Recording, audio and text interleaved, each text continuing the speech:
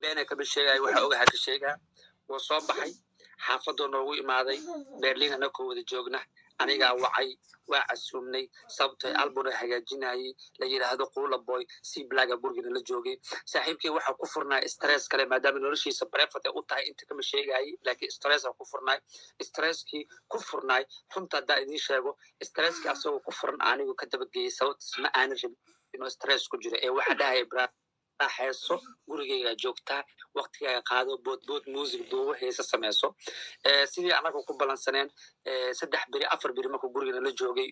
wuu bixi rabay waa waday waxa geeyay meesha tareenka alaabtiisa la qaaday waxa israacnay aniga iyo C Black alaabtii marka la qaaday meesha tareenka oo kore oo baxay meesha tareenka intaana ka soo laaban waxa arkay ninkii Instagram unfollow idahay haye igu socota unfollow idahay marka arkayna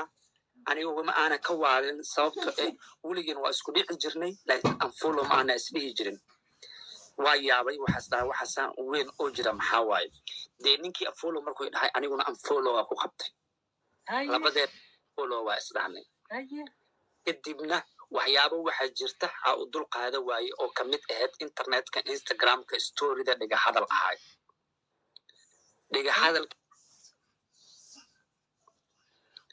dhiga hadalkii anigu ka farceliyay jawaab ka bixiyay hadeertaan aan idin la hadlayna waxa idin sheega aniga iyo ninkaas heshiis baan nahay wax dhib oo naga dhaxeeya ma jiro wax allaale waxa meeshan ka sheegana ilaaha ila og أنا taas sheeg ma ka maqan inaa heshiis ninkan beena kama sheegin si daacada u hadlay